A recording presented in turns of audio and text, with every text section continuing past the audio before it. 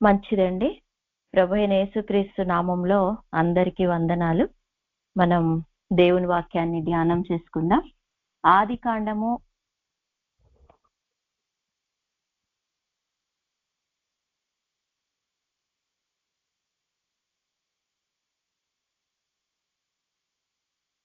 Madam వినిపించట్లేదు. ఆదికాండము 18 అండి. చదువుతారు ఎవరైనా? అబ్రహాము నిశ్చయముగా బలము గల గొప్ప జనమగును, అతని మూలముగా భూమిలోని సమస్త జనములు ఆశీర్వదింపబడును. ప్రార్థన చేసుకుందాం. పరిశుద్ధుడవు తండ్రి, అయ్యా మా పితరుడైన అబ్రహాము విషయంలో అతడు భూమి మీద బలము గల గొప్ప జనం అవుతారని, అతని మూలంగా భూమి మీద ఉన్న సమస్త వంశాలు కూడా ఆశీర్వదింపబడతాయని ప్రభువా నా తండ్రి, ఈ రోజు మీరు మాట ఇచ్చిన రీతిగా మమ్మల్ని బట్టి కూడా ఈ దినాన మీరు మాకు ఇస్తున్న మాట ప్రభువా నా తండ్రి, మేము కూడా బలము గల గొప్ప జనముగా మార్చబడాలి. మా ద్వారా భూలోకంలోని సమస్త జనాలు ఆశీర్వదింపబడాలి. అలాగా మేమును మీరు మాకు అప్పగించిన ప్రజలందరూ ఆశీర్వదింపబడాలంటే ఎలా అబ్రహాము లాగా నీకు స్నేహితుడుగా జీవించాలో ఇప్పుడు మేము ధ్యానం చేసుకుంటుండగా నీ వాక్యంలో ఉన్న మరుగై ఉన్న మన్నాను మాకు బోధించండి, మాకు తెలియచేయండి. ప్రభువా నా తండ్రి, వినగల చెవి, గ్రహించే హృదయం మా అందరికీ నీ దయచేసి సహాయం చేయమని యేసు నామములో ప్రార్థిస్తున్నాం తండ్రి, ఆమేన్. ఇక్కడ ఆదికాండము 18వ అధ్యాయము 18వ వచనంలో, లేకపోతే 16 నుంచి నేను చదువుతున్నానండి. అప్పుడు ఆ మనుష్యులు అక్కడ నుంచి లేచి సొదొమ తట్టు చూచిరి. అబ్రహాము వారిని సాగనంపుటకు వారితో కూడా వెళ్ళెను. అప్పుడు యెహోవా, నేను చేయబో కార్యము అబ్రహామునకు దాచెదనా? ఈ మాటలు దేవుడు, ఉన్నాను అను దేవుడు, యెహోవా దేవుడు తన మనస్సులో తాను అనుకుంటూ మాట్లాడుతున్న మాటలు అన్నమాట. అబ్రహాము నిశ్చయముగా బలము గల గొప్ప జనమగును, అతని మూలముగా భూమిలోని సమస్త జనములను ఆశీర్వదింపబడును. ఎట్లనగా యెహోవా అబ్రహామును గూర్చి చెప్పినది అతనికి కలుగ చేయనట్లు తన తరువాత తన పిల్లలను తన ఇంటి వారును నీతి న్యాయములు జరిగించుచు యెహోవా మార్గమును గైకొనుటకు అతడు వారికి ఆజ్ఞాపించినట్లు నేను అతన్ని ఎరిగి ఉన్నానెను. చూసారా, ఈ మాట దేవుడు చెప్తూ ఉంటుండగా అబ్రహాము గురించి చెప్తున్న ఈ మాటలు ఈ రోజు దేవుడు మనకు కూడా ఇచ్చాడంటే ఖచ్చితంగా ఈ రోజు ఈ వాక్యం వింటున్న ప్రతి ఒక్కరిని దేవుడు బలము గల గొప్ప జనముగాను, మీ అందరి మూలాన, మనందరి మూలాన భూమిలోని సమస్త జనములు ఆశీర్వదింపబడాలనే దేవుడు ఈ రోజు ఆనాడు అబ్రహాంకి ఇచ్చిన మాట ఈ రోజు మనందరికి కూడా ఇస్తున్నాడు. దేవుడికి ఎప్పుడు కూడా పక్షపాతం లేదు. నిజంగా ఎవరైనా కానీ ఆయనకు ఒక స్నేహితుడుగా, ఆయనకు ఒక స్నేహితురాలిగా, ఆయన మార్గాన్ని అనుసరిస్తూ ఆయన హత్తుకొని ఆనుకొని, చూడండి అబ్రహాము ఎలాగైతే ఎండవేళన గుడారపు ద్వారమున కూర్చొని ఎదురు చూస్తున్నాడో, మరి అతనికి 100 సంవత్సరాల వయసు, అతని జీవితంలో సమస్య అట్లాగే ఉంది. ఎంతగానో దేవుడు మాట్లాడుతున్న స్వరం విని కూడా ఇంకా వాగ్దానం అతని జీవితంలో నెరవేర్చబడలేదు. అయినా నిరీక్షణ పోగొట్టుకోకుండా, మరి ఆశ పోగొట్టుకోకుండా, ఎవరైతే వాగ్దానం చేశారో ఆ వాగ్దానం చేసిన దేవుడు నమ్మతగిన దేవుడని ఇంకా చూడండి ఆ మాట రోమీలకు రాసిన పత్రికలో వ్రాయబడి ఉంటది. ఒకసారి చదువుదామా? రోమా దేవుని వాక్యం సెలవిస్తుంది, 4వ అధ్యాయము 20వ వచనం, 21వ వచనం చదవండి ఎవరన్నా. రోమా 4:20-21. అవిశ్వాసం వలన దేవుని వాగ్దానం గూర్చి సందేహింప 18 నుంచి చదువు. నీ సంతానం ఇలాగూ ఉంటుందని చెప్పిన దాన్ని బట్టి తాను అనేక తండ్రి అగునట్లు నిరీక్షణకు ఆధారము లేనప్పుడు అతడు నిరీక్షణ కలిగి నమ్మెను. మరియు అతడు విశ్వాసమునందు బలహీన రమారమి 100 వయసు గలవాడై ఉండి అప్పటికీ తన శరీరము మృతతుల్యమైనట్లును శారా గర్భము మృతతుల్యమైనట్లును ఆలోచించను గాని అవిశ్వాసం వలన దేవుని వాగ్దానం గూర్చి సందేహింపక దేవుని మహిమపరిచి ఆయన వాగ్దానం చేసిన దానిని నెరవేర్చుటకు సమర్థుడని రూఢిగా విశ్వసించి విశ్వాసము వలన బలము నొందెను. చాలండి. విశ్వాసం వలన బలం పొందాడు. అతడు శారా గర్భం ఉడిగిపోయింది, మరి తన వయసు కూడా రమారమి 100 సంవత్సరాలు. కానీ వాగ్దానం చేసిన దేవుడు నమ్మతగిన దేవుడు అని తన అబ్రహాము గనక నీ బలం ఎక్కడి నుంచి వచ్చింది అని అంటే విశ్వాసం వలన బలం. మనం అందుకే పౌలు భక్తుడు కూడా అంటాడు, విశ్వాసములో బలహీనులు కాక అంటాడు.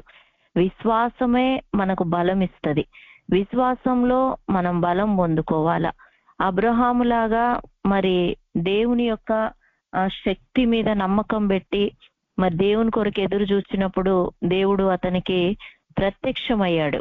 ఆ కన్నులు మూసుకున్నప్పుడేమో దేవుడు ప్రత్యక్షమయ్యాడు. కన్నులు తెరవగానే 3 వ్యక్తులు అతని కళ్ళ ముందు నిలబడగానే నిజంగా సృష్టికర్త అయిన దేవుడే, నేను ఎంతకాలం నుంచి మరి ప్రత్యక్షత ద్వారా వాక్యం ద్వారా నాతో మాట్లాడుతూ వస్తున్న దేవుడు ఈ రోజు నా ఇంటికి వచ్చాడని ఎంతో సంతోషంతో, ఎక్కడ హృదయంలో కూడా మరి అవిశ్వాసం గాని అవిధేయత గాని నిట్టూర్పు గాని సనుగుళ్ళు గాని గొణుగుళ్ళు గాని ఏమీ లేకుండా దేవాతి దేవునికి మరి ఆ సృష్టికర్తయగు దేవునికి మరి ఆతిథ్యం ఇవ్వటానికి సంతోషించాడు.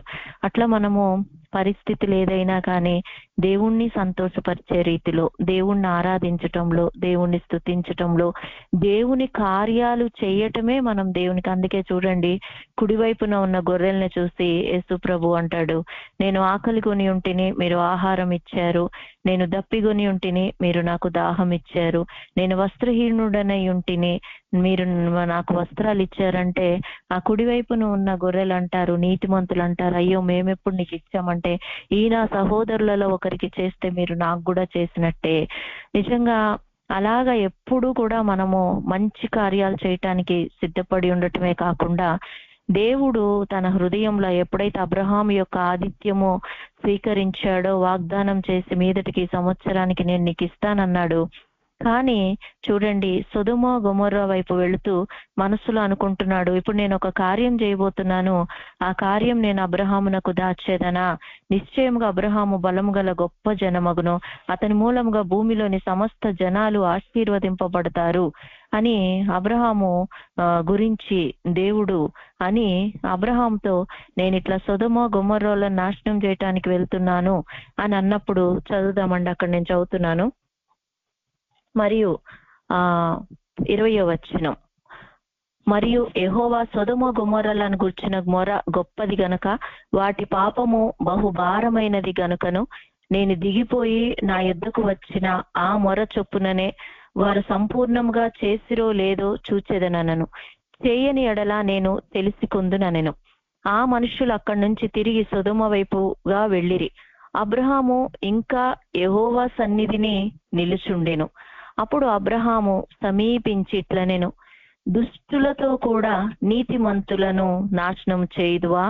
చూసారా, వాళ్ళంతా దుష్టులు, వాళ్ళంతా పాపాన్ని చేశారు, వాళ్ళని నేను నాశనం చేయటానికి వెళ్తున్నాను అంటే దేవుణ్ణే ఒక ప్రశ్న ఇస్తున్నాడు. దేవా, దుష్టులతో కూడా నీతిమంతులను నాశనం చేయుదువా?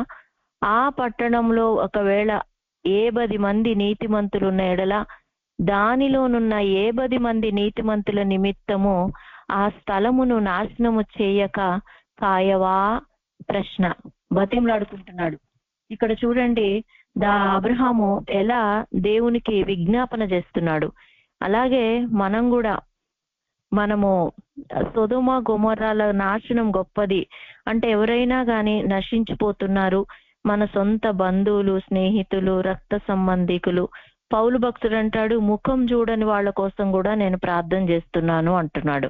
అట్లాగా మనం కూడా అబ్రహాము లాగా మరి నశించిపోయే చెరసాలలో ఉన్న వారి, చూడండి ఒక్క మాట మనము 102వ కీర్తనలో కూడా వ్రాయబడి ఉంటది.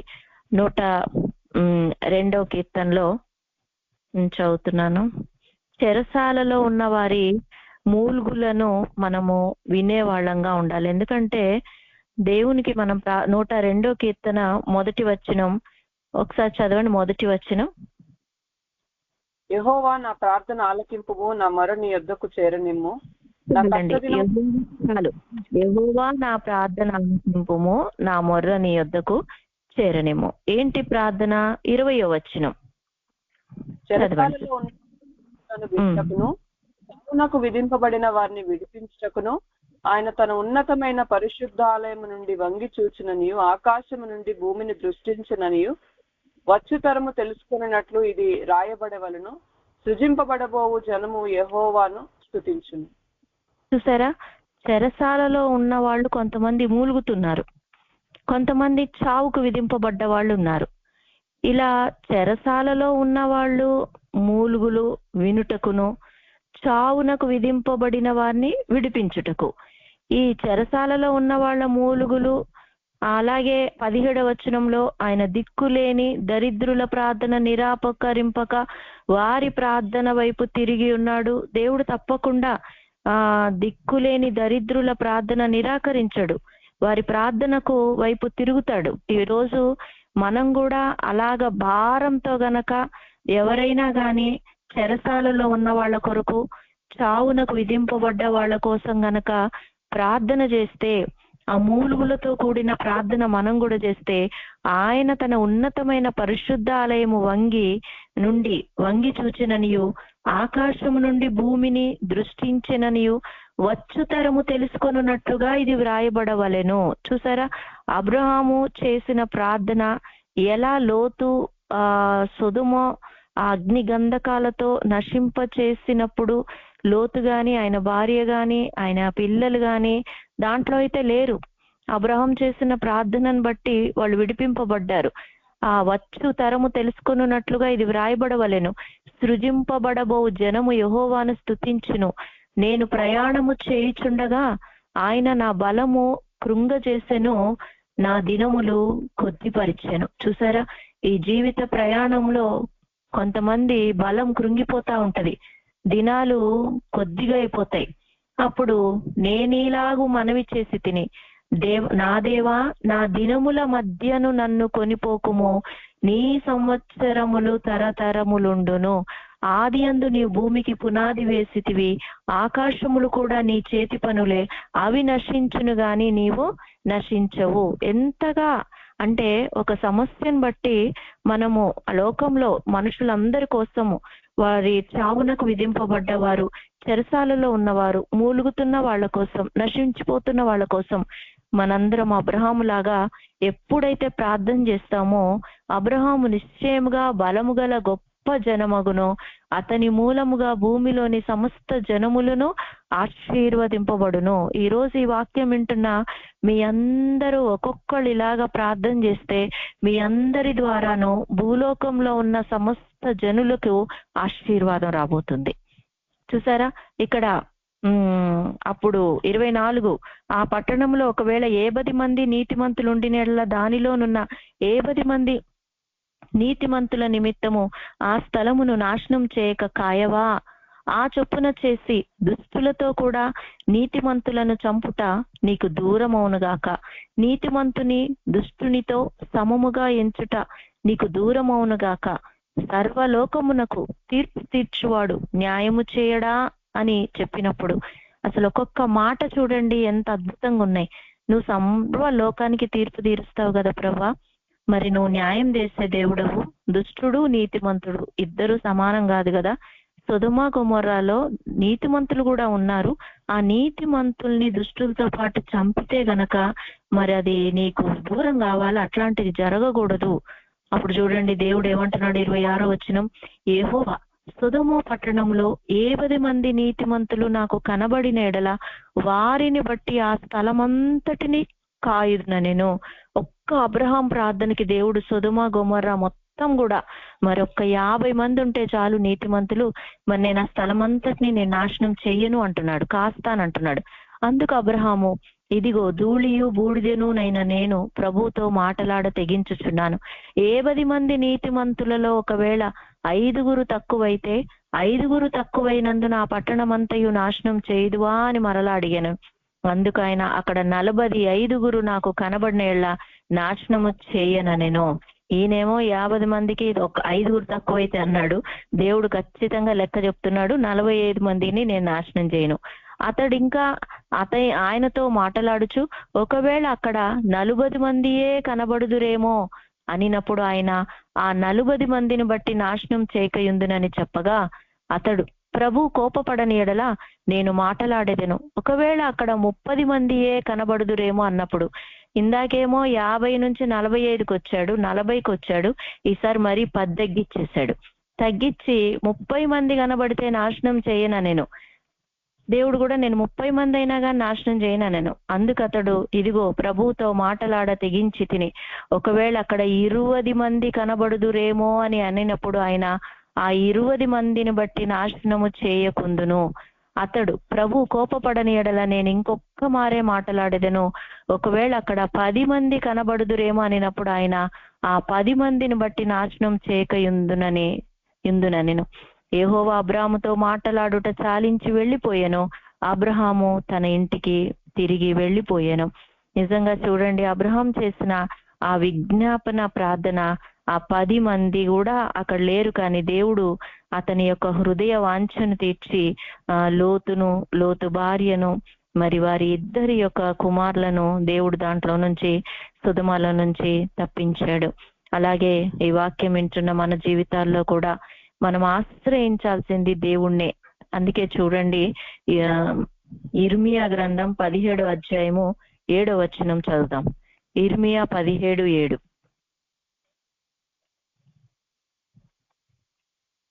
యెహోవాను నమ్ముకొను ధన్యుడు, యెహోవా వానికి ఆశ్రయముగా ఉండును. యెహోవాను నమ్ముకొనువాడు ధన్యుడు, యెహోవా వానికి ఆశ్రయముగా ఉండును. అందుకే మనము నమ్మకం మనుషుల మీద కాదు, మన నమ్మకం, ఆ కింద కూడా చదవండి సిస్టర్. వాడు జలముల యొద్ద నాటబడిన చెట్టు వలె నుండును, అది కాలువల ఓరున దాని వేళ్లు తన్నును, వెట్ట కలిగినను దానికి భయపడదు, దాని ఆకు పచ్చగా నుండును, వర్షం లేని సంవత్సరమున చింత నొందదు, కాపు మానదు. అలాగా మనం ఎప్పుడైతే యెహోవాను ఆశ్రయించువాడు ధన్యుడు, ఎప్పుడైతే మనము దేవుణ్ణి ఆశ్రయిస్తామో, మనుషుల మీద నమ్మకం పెట్టకుండా, మనుషుల మీద సమస్య రాగానే వెంటనే మనం దేవుని దగ్గరికి వెళ్ళాల. దేవుని దగ్గరికి వెళ్ళి ఎప్పుడైతే దేవుని దగ్గర రోజు మనం అట్లాగా విజ్ఞాపన చేసే అనుభవం, అలాగా దేవుని దగ్గర మనం మొరపెట్టే అనుభవం, దేవుని దగ్గర అబ్రహాములాగా ఎప్పుడైతే మనము బతిమలాడుకుంటామో మనం కూడా దేవునికి స్నేహితులమైపోతాం. జరగబోయే సంగతులు దేవుడు తప్పకుండా ఇంకా తెలియచేసి మన ప్రార్థనను బట్టి ఎంతమంది ప్రాణాలు రక్షించి దేవుడు ఆశీర్వదిస్తాడు. అందుకే ఇప్పుడు మనం చదువుకున్నాం ఇర్మియా గ్రంథం 17వ అధ్యాయము 7వ వచనం చదివాం కదా. 5వ వచనం నేను చదువుతున్నాను.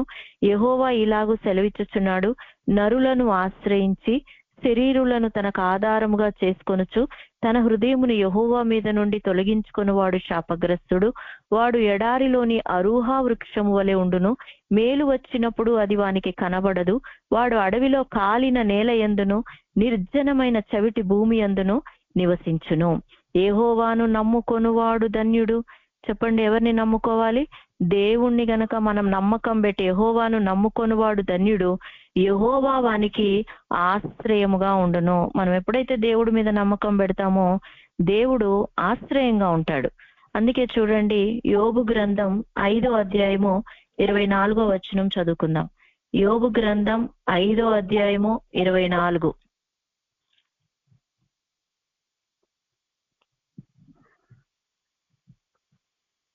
ప్రళయమును క్షామమును వచ్చినప్పుడు నీవు వాటిని 5:24. యోబు 5:24. నీ డేరా క్షేమ నివాసం అని నీకు తెలిసి ఉండును, నీ ఇంటి వస్తువులను నీవు లెక్క చూడగా ఏదీ పోయి ఉండదు. హల్లెలూయా. చూసారా, నీ ఇంటి వస్తువులను నీవు లెక్క చూడగా ఏదీ పోయి ఉండదు. ఇప్పుడు ఇది విషయంలో, యోబు విషయంలో 5వ అధ్యాయము అనగా 4వ అధ్యాయంలో దానికి తేమానీయుడైన ఎలీఫజు ఇలాగూ ప్రత్యుత్తరం ఇచ్చెను. ఎలీఫజు మాట్లాడుతున్నాడు. కానీ యోబు మాత్రం నిజంగా ఆయన ఇంటి వస్తువులలో ఆయన లెక్క పెట్టుకుంటే ఏది పోలా. ఎలీఫజ్ ఏంటంటే ప్రస్తుతం పోయిన వాటిని బట్టి నీ పిల్లలు పోయారు కదా, ఆస్తి పోయింది కదా, ఎడ్లు పోయినాయి కదా, గొర్రెలు పోయినాయి కదా, గాడిదలు పోయినాయి కదా, కాబట్టి నువ్వు భక్తిహీనుడవు, నువ్వు మూర్ఖుడవు అన్ని అంటున్నాడు యోబును. గాని యోబు మాత్రం అట్లాంటి వ్యక్తి కాదు. కానీ ఈ రోజు ఒకవేళ మనం అందరం వాక్యం వింటుంటే మన జీవితంలో కూడా నిజంగా దేవుని వాక్యం సెలవిచ్చినట్లుగా నీ డేరా క్షేమ నివాసం అని నీకు తెలిసి ఉండును.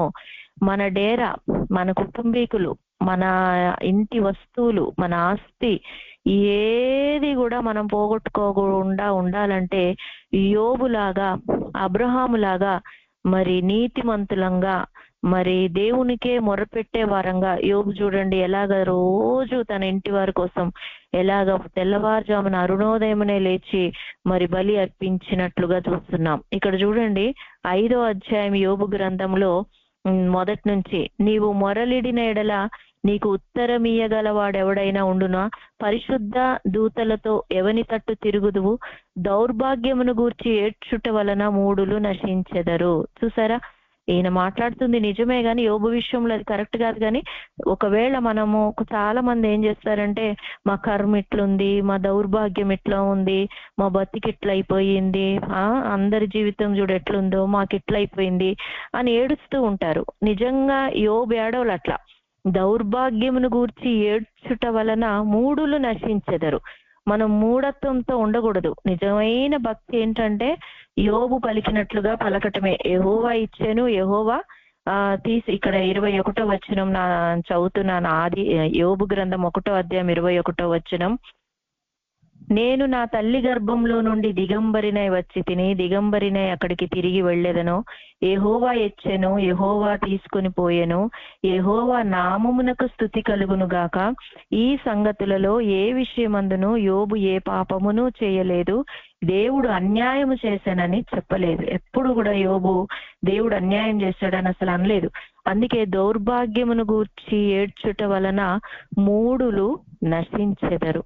మరి ఇక్కడ ఇంకా 5వ అధ్యాయం అంతా మరి శ్రమ ధూళిలో నుండి పుట్టదు, బాధ భూమిలో నుండి మొలవదు, నిప్పు రవ్వల పైకి ఎగురునట్లు నరులు శ్రమానుభవనకే పుట్టుచున్నారు. అయితే నేను దేవుని ఆశ్రయించుదును, దేవునికే నా వ్యాజ్యమును అప్పగించుదును. ఆయన పరిశోధింపజాలని మహాకార్యములను, లెక్కలేనన్ని అద్భుత క్రియలను చేయువాడు. ఆయన భూమి మీద వర్షము కురిపించువాడు, పొలముల మీద నీళ్లు ప్రవహింప చేయువాడు. అట్లు ఆయన దీనులను ఉన్నత స్థలములలో ఉంచును, దుఃఖపడు వారిని క్షేమమునకు లేవనెత్తును. చూసారా, ఖచ్చితంగా ఆయన దుఃఖపడు వారిని క్షేమానికి తీసుకొని వస్తాడు. అందుకని 18వ వచనం, ఆయన గాయపరిచి గాయమును కట్టును, ఆయన గాయం చేయును, ఆయన చేతులే స్వస్థపరచును. 6 బాధల్లో నుండి ఆయన నిన్ను విడిపించును. 7 బాధలు కలిగినను నీకు ఏ కీడును తగలదు. క్షామకాలమున మరణము నుండి, యుద్ధమున ఖడ్గబలము నుండి ఆయన నిన్ను తప్పించును. నోటి మాట చేత కలుగు నొప్పి నీకు తగలకుండా ఆయన నిన్ను చాటు చేయును. ప్రళయము వచ్చినను నీవు దానికి భయపడవు. కనుకనే 24వ వచనం ఈరోజు దేవుడు మనకిచ్చిన మాట, నీ డేరా క్షేమ నివాసమని నీకు తెలిసి ఉండును, నీ ఇంటి వస్తువులను నీవు లెక్క చూడగా ఏదియు పోయి ఉండదు. కనుక ఎవరైతే ఏ పరిస్థితి వచ్చినా గాని మూడులు లాగా ఏడవకుండా, మా కర్మ ఇట్లా అనకుండా దేవుని వైపు చూస్తూ యెహోవాను ఆశ్రయించువాడు ధన్యుడు. మరి దేవుడు అటు వ్యక్తికి ఆశ్రయంగా ఉంటాడని మనుషుల మీద ఆధారపడకుండా, లోక మనుషులు మాట్లాడినట్టుగా మాట్లాడకుండా, దేవుని సన్నిధిలో యోబులాగా నోటి మాట చేత కూడా అతిక్రమించకుండా, ఎవరైతే అబ్రహాములాగా విజ్ఞాపన చేసి ప్రార్థన చేస్తారో తప్పకుండా నీ డేరా క్షేమ నివాసం అవుతుంది. నీ ఇంటి వస్తువులు ఏది నువ్వు పోగొట్టుకో. ఒక రోజున నువ్వు లెక్క చూసుకున్నప్పుడు పోయినట్టుగా ఇప్పుడు అనిపిస్తుందేమో గాని 2 అంతలుగా నీ ఇంటిలో తప్పకుండా అది మళ్ళా తిరిగి సంపాదించుకుంటాం. హల్లెలూయా. అందుకనే దేవుని వాక్యం సెలవిస్తుంది. ఫిలిప్పీలకు రాసిన పత్రిక 3వ అధ్యాయము 11వ వచనం చదువుకుందాం. ఫిలిప్పీలకు రాసిన పత్రిక 3వ అధ్యాయము 11వ వచనం. ఏ విధము మృతులలో నుండి నాకు పునరుద్ధానము కలగవలెనని, ఆయన మరణ విషయంలో సమాన అనుభవము గలవాడనై ఆయనను ఆయన పునరుద్ధాన బలమును ఎరుగు నిమిత్తము, ఆయన శ్రమలలో పాలివాడగుట ఎట్టిదో ఎరుగు నిమిత్తము సమస్తమును నష్టపరుచుకుని వాటిని పెంటతో సమానముగా ఎంచుకొనుచున్నాను.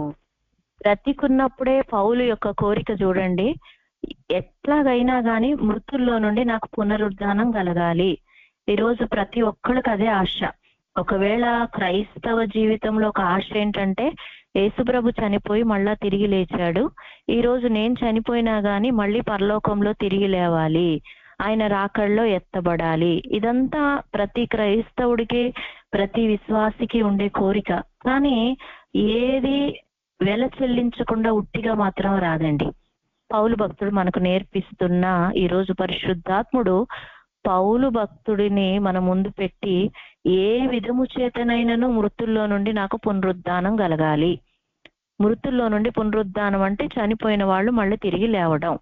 ఇప్పుడు యోబు పిల్లలు చనిపోయారు, యోబు ఆస్తంతా పోయింది, మళ్ళీ తిరిగి పునరుద్ధానం కలగాలంటే మొట్టమొదటిగా చూడండి, మనం అందరం అనుకుంటాం చనిపోయిన తర్వాత కాదు, ఈ భూమి మీదనే నువ్వు పోగొట్టుకున్న వాటన్నిటినీ తిరిగి పొందుకోవటం, ఈ భూమి మీదనే పోగొట్టుకున్నదంతా కూడా తిరిగి ఆశీర్వాద ఫలాన్ని చూడటం.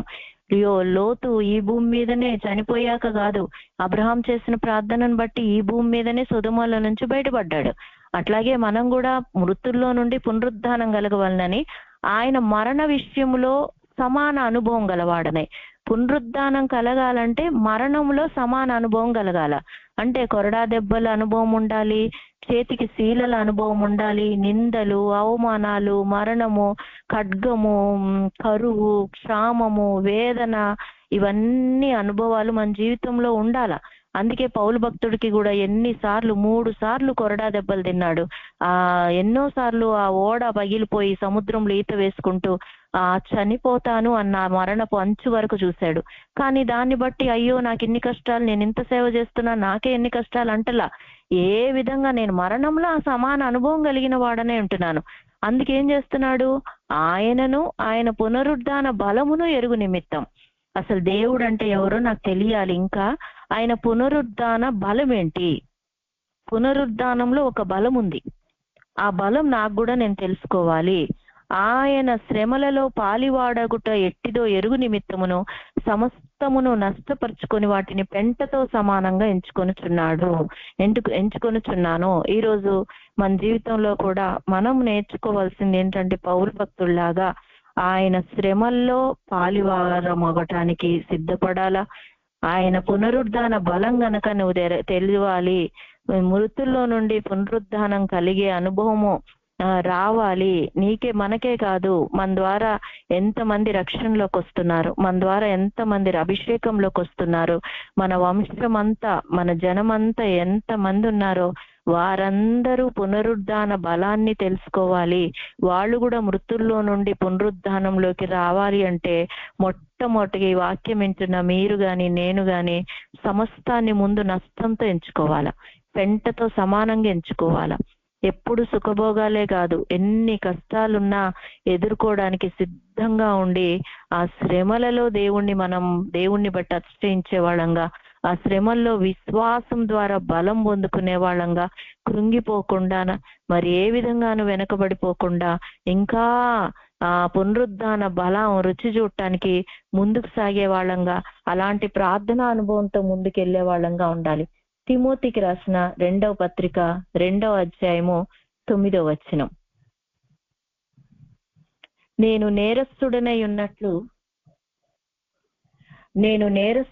ఉన్నట్లు ఆ సువార్త విషయమై సంకెళ్లతో బంధింపబడి శ్రమపడుచున్నాను, అయినను దేవుని వాక్యము బంధింపబడి ఉండలేదు. హల్లెలూయా.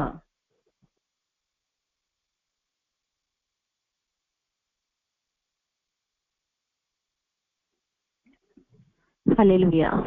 తిమోతికి రాసిన 2వ పత్రిక 2వ అధ్యాయం 9వ వచనం, నేను నేరస్తుడనై ఉన్నట్టు ఆ సువార్త విషయమై సంకెళ్లతో బంధింపబడి శ్రమపడుచున్నాను, అయినను దేవుని వాక్యము బంధింపబడి ఉండలేదు.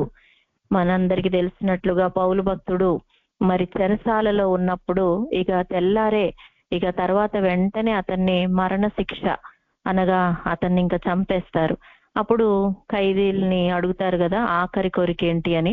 వాళ్ళు కూడా అడిగారు, నీకు అసలు ఆఖరి కోరిక ఏంటి, తీరుస్తాం చెప్పు అంటే, నాకేం అవసరం లేదు కానీ ఒక చిన్న దీపం, ఒక చిన్న పేపరు, పెన్ను నాకు ఇవ్వండి అని అన్నప్పుడు అవి అతనికి ఇస్తే, ఇక తెల్లారి చనిపోతా అనంగా తిమోతికి అతను రాస్తున్న పత్రికే తిమోతికి రాసిన 2వ పత్రిక. ఎంత వేదనలో ఇక చనిపోతానని తెలిసినప్పుడు ఆఖరి కోరికతో రాస్తున్న పత్రిక ఇది. ఏమని అంటున్నాడు? నా 9వ వచనము, నేను నేరస్తుడనై ఉన్నట్టు ఆ సువార్త విషయమై సంకెళ్లతో బంధింపబడి శ్రమపడుచున్నాను. ఏదో తప్పు చేసినట్టుగా, మరి నేను సంకెళ్లతో ఈరోజు ఎందుకున్నాను, నేను ఎందుకు బంధింపబడున్నాను, నేను ఎందుకు శ్రమ పడుచున్నానంటే క్రీస్తు సువార్త విషయమై. అయినను దేవుని వాక్యము బంధింపబడి ఉండలేదు, కానీ నేను దేవుని వాక్యాన్ని మాత్రం నేను బంధించలేదు.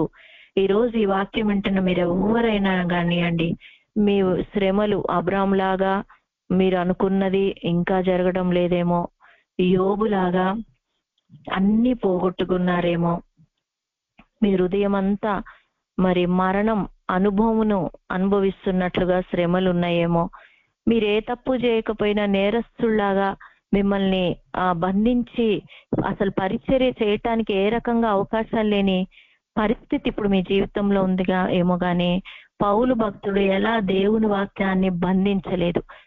మీ జీవితంలో దేవుడు చేసిన మేళ్లు కావచ్చు, దేవుడు ఎవరి కోసం ప్రార్థన చేయమంటున్నాడో, దేవుడు ఎవరికి సువార్త ప్రకటించమంటున్నాడో, దేవుడు ఏ ప్రజల కోసము నిన్ను నడిపిస్తున్నాడో ఆ వాక్యాన్ని ఎవ్వరూ కూడా బంధించుంచొద్దు. ఏ రీతిగానైనా దేవుని సువార్తను మరణమైనను, ఖడ్గమైనను, కరువైనను, వస్త్రహీనతైనను క్రీస్తు ప్రేమ నుండి నన్ను ఎడబాపునా అని పౌలు భక్తుడు పలికినట్లుగా దేవుని సువార్తను గనక మనము ఆఖరి కోరికగా పౌలు భక్తుడు తిమోతికి రాస్తూ చెప్పబడ్డ మాటలు ఈ రోజు పరిశుద్ధాత్ముడు మనందరికీ తెలియజేస్తుంటుండగా, మీలో ఎవరైనా సమస్యలను బట్టి దేవుని వాక్యాన్ని బంధిస్తున్నారేమో, సమస్యలను బట్టి యోబులాగా మరి ధైర్యంగా ఉండకుండా మూడుల్లాగా మరి ఏడుచుకుంటూ కూర్చుంటూ మా కర్మింతే అని అనుకుంటున్నారేమో, మరి ఆ విధంగా ఉండొద్దు. కానీ అబ్రాహాములాగా విశ్వాసంతో బలం పొందుకొని మరి పౌలు భక్తుల్లాగా మరి దేవుని యొక్క పరిచర్యలో సువార్త కోసం దేవుని వాక్యాన్ని బంధించి ఉంచకుండా మనం ముందుకు సాగాలని ఈ రోజు పరిశుద్ధాత్ముడు మనందరికీ తెలియజేస్తుంటుండగా, యోహాను సువార్త 1వ అధ్యాయం 17వ వచనం చదువుకుందాం. యోహాను సువార్త 1వ అధ్యాయం 17వ వచనం. ధర్మశాస్త్రము మోషే ద్వారా అనుగ్రహింపబడెను, కృపయు సత్యము యేసుక్రీస్తు ద్వారా కలిగెను. చూసారా, ధర్మశాస్త్రమేమో మోషే ద్వారా మనకు అనుగ్రహింపబడింది, కృపా సత్యం యేసుక్రీస్తు ద్వారా కలిగెను. ఇట్లా దేవుడు చెప్పినట్టుగా నడుచుకుంటే దేవుని దగ్గర నుంచి మనకు కృప వస్తుంది. దేవుని దగ్గర నుంచి సత్యం, నేనే మార్గం, నేనే సత్యం, నేనే జీవం. దేవుని దగ్గర నుంచి ఆ మాటలు, ఆ జీవజలపు ఊట మనకు అందింపబడి, ఎవరమైతే దేవుని మీద నమ్మకం పెట్టి దేవుణ్ణి ఆశ్రయించి మనుషులను ఆధారం చేసుకోకుండా, పరిస్థితుల వైపు చూడకుండా, మూడుల్లాగా ఉండకుండా, దేవుడు అబ్రహాములాగా దేవునికి ఒక స్నేహితుడుగా, యోబులాగా యథార్థవంతంగా, పౌలు భక్తుల్లాగా ఆయన మరణాన్ని అనుభవాన్ని నేను కూడా తెలుసుకోవాలి అని అన్ని సమస్తాన్ని పెంటతో సమానంగా, డబ్బు మీద మనసు పెట్టొద్దు, తిండి మీద మనసు పెట్టొద్దు, ఏ సుఖభోగాల మీద మనసు పెట్టొద్దు. అవన్నీ కూడా మరి ఏమి తిందుమా, ఏమి తాగుదుమా, ఏం ధరించుకుందుమా, ధనాపేక్ష, తిండిపోతుతనము, లోకాశలు, శరీరాశలు, నేత్రాశలు, జీవపు డంబాలు, ఇవన్నీ పెంటతో సమానంగా ఎంచుకొని ప్రభు వైపు చూస్తూ ప్రభు వైపే ముందుకు సాగితే, యేసు ప్రభు దగ్గర నుంచి, ధర్మశాస్త్రం మోషే దగ్గర నుంచి వచ్చింది తెలుసు, కానీ ఎవరైతే ఇలా నడుచుకుంటారో కృపా సత్యం యేసు ప్రభు దగ్గర నుంచి మనకు వస్తాయి. కీర్తన 103:8, కీర్తన 103 కీర్తన 8వ వచనం చదువుతారా? 103 కీర్తన 8వ వచనం. యెహోవా దయాదాక్షిణ్య పూర్ణుడు, దీర్ఘశాంతుడు, కృపా సమృద్ధి గలవాడు. చూసారా, యెహోవా దయాదాక్షిణ్య పూర్ణుడు, దీర్ఘశాంతుడు, కృపా సమృద్ధి కలవాడు. ఆయన ఎల్లప్పుడూ వ్యాజ్యమాడే దేవుడు కాదు, ఆయన ఎప్పుడు కోపగించే దేవుడు కాదు. మీలో ఎవరైనా సరే ప్రభా మరి ఈ రోజు నుంచి మేము మా హృదయాన్ని మార్చుకుంటాం, నీ దగ్గర నుంచి మాకు కృపా సత్యం రావాలి, సమస్తాన్ని నష్టపరుచుకొని పెంటతో సమానంగా ఎంచుకుంటాం, నీ మరణాన్ని పునరుద్ధాన బలాన్ని మేము ఎరగాలంటే నీ మరణంలో మేము పాలివారం అవుతాం. యోహాను తల్లి వాళ్ళు వచ్చి అడుగుతారు, అయ్యా నీ కుడి వైపున ఒకళ్ళు ఎడం వైపున ఒకళ్ళు నీ గిన్నెలో తాగాలంటే, అమ్మ అది అసాధ్యం, నా గిన్నెలో తాగటం, నా కుడి వైపున ఎవరు ఎడం వైపున ఎవరు అది మీరు తాగలేరు అంటాడు. నిజంగానే శ్రమ వచ్చినప్పుడు శిష్యులంతా యేసుప్రభు విడిచిపెట్టి వెళ్ళిపోయారు. అలా మనం కూడా పునరుద్ధాన బలాన్ని ఎరగే వాళ్ళంగా ఉండాలి, కానీ శ్రమ రాగానే వెనక్కి వెళ్ళిపోయే వాళ్ళంగా జారిపోయే వాళ్ళంగా ఎవరు ఉండకూడదు. అందుకే పౌలు భక్తుడు చెప్పినట్లుగా దేవుని వాక్యాన్ని బంధించి ఉంచొద్దు. అందుకనే దేవుని వాక్యం యోబు గ్రంథం 5వ అధ్యాయము 24వ వచనంలో కూడా ఎప్పుడైతే మనం ఇట్లుంటామో నీ ఇంటి వస్తువులను లెక్క పెట్టుకుంటే ఏది కూడా పోయి ఉండదు, నీ డేరా ఒక క్షేమ నివాసంగా ఉంటది, దేన్ని నువ్వు పోగొట్టుకో. ఇర్మియా 17:7 చెప్పబడ్డట్టుగా దేవుడు నమ్మి ఎప్పుడైతే ఇట్లుంటామో అబ్రహాం నిశ్చయముగా బలం గల గొప్ప జనమగును, అతని మూలంగా మరి భూలోకంలో ఉన్న సమస్త జనములు ఆశీర్వదింపబడతారన్న వాగ్దానం ఇప్పుడు ఈ వాక్యం వింటున్న ప్రతి ఒక్కరి జీవితంలో దేవుడు నెరవేర్చి నడిపించడానికి ఇష్టపడుతుంటుండగా ప్రార్థన చేసుకుందాం. ప్రతి ఒక్కరూ తలలు వంచి కళ్ళు మూసుకొని, నువ్వు ఏ స్థితిలో ఉన్నావో, ఈరోజు నువ్వు ఏ పరిస్థితిలో ఉన్నావో, నీకు ఎటువంటి సమస్య ఉన్నా మరి దేవుని దగ్గరికి గనక మనం వస్తే ఆయన దయా దాక్షిణ్య పూర్ణుడు, దీర్ఘ శాంతుడు, కృపా సమృద్ధి కలిగిన దేవుడు. ఆయన కృప ఆయన దగ్గర సమృద్ధి ఉంది, దీర్ఘ శాంతుడు, భయపడక్కర్లేదు. అయ్యో దేవుడు నన్ను అంగీకరిస్తాడా లేడా అని ఎంత మాత్రం అనుమానించొద్దు. కానీ ఆయన దగ్గరికి మరి పరిగెత్తుకుంటూ వస్తే, దేవా నువ్వు చెప్పినట్టుగా నేను నడుస్తాను ప్రభా అని మంచి మనసాక్షితో మంచి హృదయపూర్వకంగా పలుకుతూ, అయ్యో ప్రభా నేను ఇప్పటి వరకు నీ మీద పూర్తి నమ్మకం ఉంచలేదు, నా పరిస్థితుల వైపే చూశాను, నా స్థితిగతుల వైపే చూశాను, నన్ను క్షమించు ప్రభా అని ప్రభు దగ్గరికి వస్తే దేవుని దగ్గర నుంచి మరి కృపా సత్యం సమృద్ధిగా మన మీద కుమ్మరించడానికి దేవుడు ఇష్టపడుతున్నాడు. పౌలు భక్తుడు తిమోతికి రాస్తూ, నేను సువార్త విషయమై సంఖ్యలతో బంధింపబడి శ్రమ పడుచున్నాను. సువార్త ఎవరికి ఫ్రీగా అన్ని అవకాశాలు ఉండవండి. ఎవరన్నా సేవ చేస్తున్నారంటే వాళ్ళకి అన్ని రకాలుగా పూర్తిగా స్వేచ్ఛ ఉండి ఎవరు సేవ చేయటం లేదండి. నిజమైన సేవ చేసే వాళ్ళకి అడుగడుగున ఆటంకాలే, నిజంగా ప్రార్థించే వాళ్ళకి అడుగడుగున. అందుకే పౌలు భక్తుడు అంటాడు ఎఫెసీ పత్రికలో, అంధకార సంబంధమైన దురాత్మల సమూహంతో మన పోరాటం ఉంది, లోక సంబంధమైన అధికారులతో మనకు పోరాటం ఉంది. ఎన్ని పోరాటాలు ఉంటే సువార్తకు మనం బయలుదేరగలం. అయినా వాటన్నింటినీ జయించి సువార్త చెయ్యాలి అంటే ముందు సమస్తాన్ని నష్టపరుచుకొని పెంటతో సమానంగా ఎంచుకుంటే, అబ్రహాములాగా దేవుణ్ణి హత్తుకొని ఆనుకొని గుడారం దగ్గర కూర్చొని మరి దేవునితో మాట్లాడే అంత సన్నిహిత సంబంధం ప్రభుతో పెంచుకుంటే ఖచ్చితంగా నీ డేరా క్షేమ నివాసం కాబోతుంది. నీ ఇంటి వస్తువులు లెక్క పెట్టుకుంటే ఏది పోదు. ఖచ్చితంగా దేవుడు ఆ కార్యం చేయబోతున్నాడు. ఎవరు అధైర్యపడకుండా హృదయపూర్వకంగా హృదయము మరి ముక్కలు చేసుకుంటూ, అయ్యో ఈ దినాన పౌలు భక్తుడు మాకు ఉపదేశం చేస్తున్నాడు, అబ్రహామును దేవుడు మా ముందుంచాడు, యోబును మా ముందుంచాడు, ఆయన దీర్ఘశాంతుడు, కృపా సమృద్ధి కల దేవుడు. మేము ఈ రోజు నుంచి నశించు ఆత్మల పట్ల మరి భారం కలిగి మేము ప్రార్థన చేస్తాం. చెరసాలలో ఉన్న వాళ్ళ మూలుగులు వినటానికి, ఎవరు బాధల్లో కష్టాల్లో ఉన్న ఖచ్చితంగా మేము ప్రార్థన చేస్తాం. మరణ అనుభవాన్ని ఎరుగునట్లుగా సమస్తాన్ని పెంటతో సమానంగా ఎంచుకుంటాం. సుఖభోగాల వైపు మేము చూడము, ఈ సంఖ్యల వైపు చూడము అని దేవుని సువార్తను మేము బంధించుంచాం, మేము విడుదల చేస్తామని ఎవరైతే తీర్మానం చేస్తారో ఖచ్చితంగా దేవుని కృప ఇప్పుడే మీ మీదకి దిగిరాబోతుంది. దేవుని సన్నిధి మీ మీదకి దిగిరాబోతుంది. దేవుని యొక్క గొప్ప మీ ప్రార్థనలకు దేవుడు గొప్ప జవాబిచ్చి ఎంతో మందిని మీ ప్రార్థనల ద్వారా, మీ ఉపదేశం ద్వారా, మీ వాక్యం ద్వారా దేవుడు ఆశీర్వదించబోతున్నాడు. కనుక ప్రార్థన చేసుకుందాం. ప్రతి ఒక్కరూ ఆత్మతో నింపబడి హృదయపూర్వకంగా పశ్చాత్తాపంతో ప్రభు దగ్గరకు వచ్చి ప్రార్థన చేసుకుందాం. సమయం సిస్టర్ గారికి అప్పగిస్తున్నాం.